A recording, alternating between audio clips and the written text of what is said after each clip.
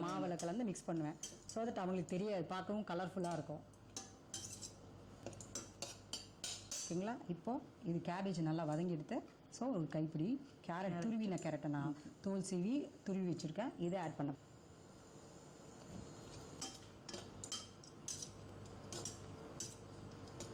இப்போ கேரட் போட்டிருக்கோம், இதுக்கு தேவையான அளவு உப்பு சேர்த்துட்டா நல்லாயிருக்கும்.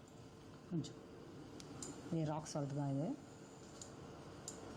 அது உங்களுக்கு தேவையான அளவுக்கு நீங்கள் சேர்த்துக்கலாம். ஓகே, இது எல்லாமே ஹாஃப் குக்டு தான்? எல்லாமே இது ஹாஃப். இப்போ இந்த கொத்தமல்லி வச்சுருக்கீங்களே, இது போட வேண்டாமா? இல்லை, அதை வதக்கவே வேண்டாம். அதை நம்ம என்ன பண்ண போகிறோம், பொடியாக நறுக்கி இது பண்ணி அதில் மாவில் மிக்ஸ் பண்ணிட போகிறேன். ஓகே, ஏன்னா நீங்கள் கொத்தமல்லி வந்து பச்சையாகவே சாப்பிட்லான்றாங்க, அதுவும் ரொம்ப நல்லது. இப்போ நீங்கள் பார்த்துருக்கிற இன்க்ரீடியன்ஸ் எல்லாமே பச்சையாக ரொம்பவே பச்சையாகவே சாப்பிட்லாம். கேரட் அப்படியே சாப்பிட்லாம், இதுவாக சாப்பிட்லாம், ஹாஃப் பாயிலாக சாப்பிட்லாம். பட் இது கொத்தமல்லி வதக்காமல் நீங்கள் அப்படியே போட்டிங்கன்னா அது இன்னும் நல்லா ஆமாம் கலந்துட்டிங்கன்னா அது ஒரு ஃப்ளேவர் கொடுக்கும்.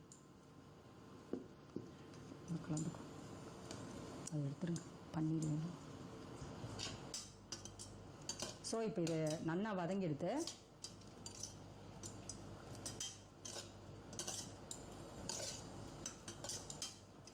இதை அப்படியே எடுத்துட்டு அந்த மாவில் ட்ரான்ஸ்ஃபர் பண்ணி மிக்ஸ் பண்ண போகிறோம். ஓகே, இப்போ இது நல்லா க்ரன்ச்சியாக எடுத்து இப்போது நான் என்ன பண்ண போகிறேன், இதை அப்படியே இப்போ இது நல்லா ஒன்றுக்கு ஒன்று நல்லா வதங்கி எடுத்து க்ரன்ச்சியாகவும் இருக்குது. இதை அப்படியே எடுத்துகிட்டு மாவில் ட்ரான்ஸ்ஃபர் பண்ண போகிறேன். இப்போ இந்த வெஜிடபிள்ஸ்லாம் நல்லா பிளெண்ட் ஆகிடுது. இப்போ இதை எடுத்து மாவில் மிக்ஸ் பண்ண போகிறேன்.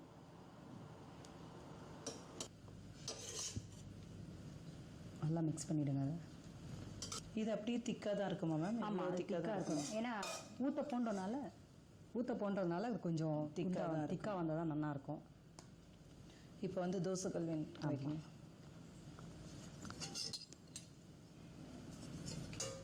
இப்போ தோசைக்கல் வச்சுக்கிறோம் நம்ம. தேவை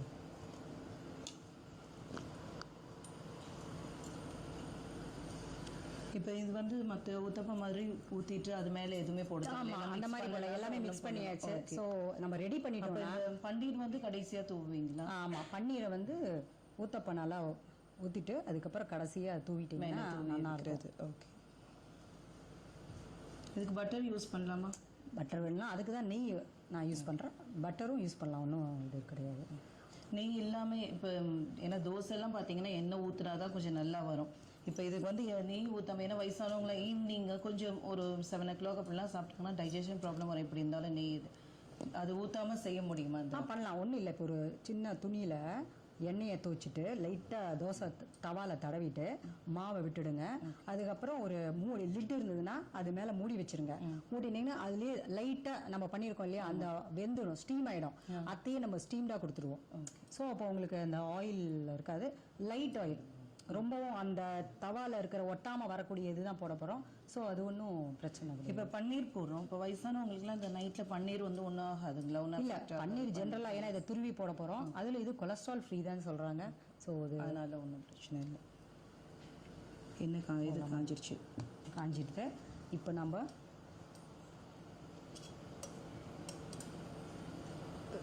எண்ணெய் போடுறேன். சும்மா 1/2 டீஸ்பூன். கரண்டி எடுங்க,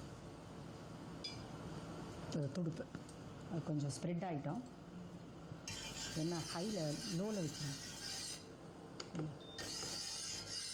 ஏன்னா எஸ்பெஷலி இது பண்ணச்சே கொஞ்சம் சிம்மில், ஆமாம் கொஞ்சம் சிம்மில் வச்சு பண்ணால் நல்லாயிருக்கும். கொஞ்சம் ஸ்ப்ரெட் ஆகட்டும். ஒரு கரண்டி மாவு நல்லா மாதிரி எடுத்துக்கிறீங்க.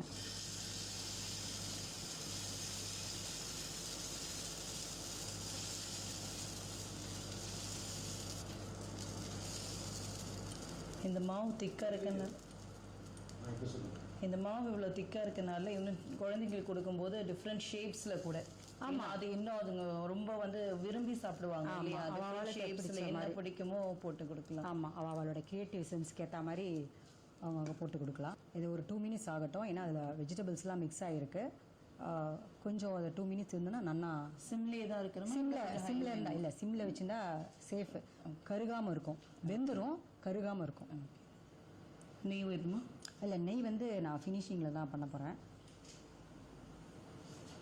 இப்போ இந்த கொஞ்சம் ஆயிடுத்து பன்னீர் மேலே துருவி வச்சுருக்கேன், இதை அப்படியே தூவ போகிறேன்.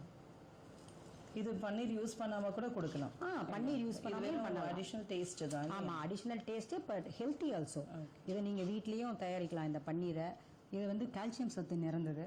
ஸோ பெரியவங்களும், அதாவது இந்த மிடில் ஏஜில் இருக்காங்க பார்த்தீங்களா, ஆஃப்டர் 40s, இந்த மெனோபாஸ் பீப்புள், அவங்களுக்கு பன்னீர் ரொம்ப நல்லதுன்றாங்க. சும்மா பன்னீரை சாப்பிடுனா எப்படி நம்ம சாப்பிட முடியும்? இந்த மாதிரி இந்த தென்னை அரிசி கூட பார்த்தீங்கன்னா இதுக்கு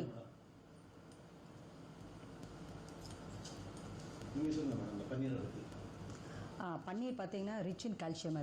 இது வந்து மெனோபாஸ் லேடிஸ்க்கு வந்து பன்னீர் ரொம்ப முக்கியம். ஏன்னா போன் வந்து வீக் ஆகிடுது, டெண்டராக இருந்தனால அவங்க சாப்பிடணுன்றாங்க. பன்னீர் கால்சியம் இருக்கிறதுனால அது எடுத்துக்கணும். ஸோ எப்படி நம்ம ஜென்ரலாக நம்மளோட ரெசிபியில் வராது, இந்த மாதிரி தோசை ஊத்தப்பம்னு பண்ணச்சு தூவி பண்ணலாம். இப்போ ஹோட்டலில் போனால் பன்னீர் ஊத்தப்பம், பன்னீர் தோசை, சீஸ் தோசை அப்படின்னு சொல்கிறாங்க. இதை நம்மளும் வீட்லேயே ட்ரை பண்ணுவோமே. நம்ம என்ன சொல்கிறது, ஹோட்டலோட டேஸ்ட் நம்ம வீட்டில் கொடுத்தோம்னா. பன்னீர்னாலே வந்து ஒரு பன்னீர் பட்டர் மசாலா இதை தான் வீட்டில் பண்ணுவாங்க, இல்லைன்னா பாலக் பன்னீர், அவ்வளோதான். இது கொஞ்சம் வெரைட்டியாக இருக்குது, டிஃப்ரெண்ட்டாகவும் இருக்குது.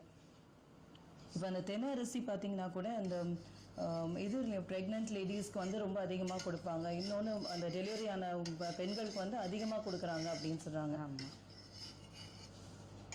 கொஞ்சம் ஆட்டம்.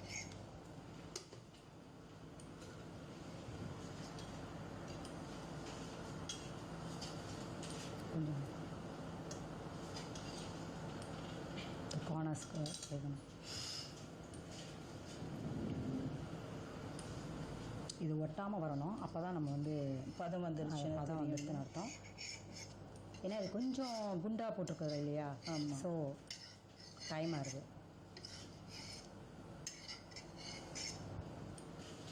அது மூடி வச்சா சீக்கிரம் வேகுமா? மூடி வச்சா சீக்கிரம் வேகும், லெஸ் ஆயிலும். இப்போ நம்ம குழந்தைங்களுக்கு கொடுக்கச்சே அப்படி கொடுத்தா அவங்களுக்கு பிடிக்காது. ஏன்னா இப்போ நான் இப்போ கொஞ்சம் ஃபைனலாக அந்த நெய் ஆட் பண்ண போகிறேன். நெய் ஆட் பண்ணிவிட்டு அதை அப்படியே திருப்பிட்டோன்னா நல்லாயிருக்கும். டேஸ்ட் நல்லாயிருக்கும், அடிஷ்னல் டேஸ்ட்டு.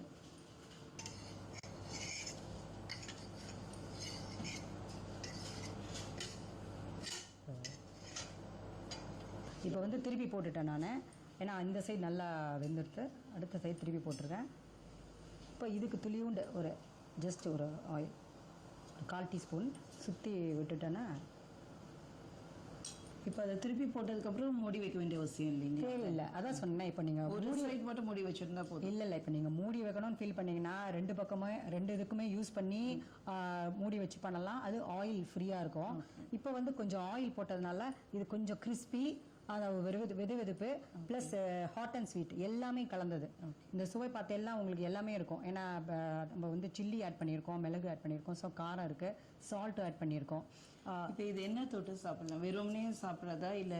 ஆமாம், இந்த ஆக்சுவலி பார்த்தெல்லாம் அவங்களுக்கு சாஸ், இப்போ பசங்க அப்படின்னா சாஸ் சாப்பிடுவாங்க, அது இருந்தானா ஈஸி.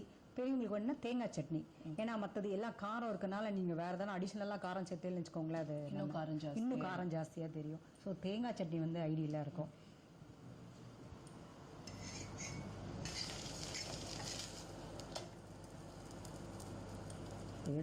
இப்போ வந்து ரெடி ஆகிடுது.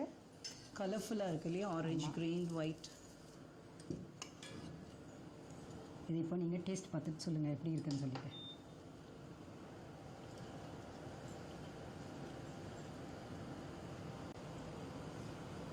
Super ma'am. வெறும் எதுவுமே நீங்கள் சொன்ன மாதிரி தேங்காய் சட்னி, சாஸ் எதுவுமே இல்லாமல் பன்னீர், அந்த இது புதினாவுடைய ஃப்ளேவருமே தெரியுது.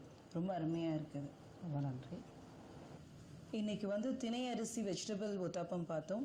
ரொம்ப அருமையான டிஷ் இது. குழந்தைங்களுக்கு வந்து ஈவினிங் ஒரு ஹெல்த்தியான நியூட்ரிஷியஸான ஃபுட் இது.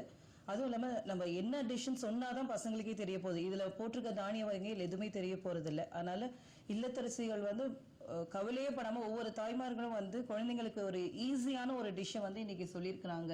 அதனால வயசானவங்களும் சாப்பிடக்கூடிய டிஷ் அது. ரொம்ப நன்றி மேடம். நன்றி.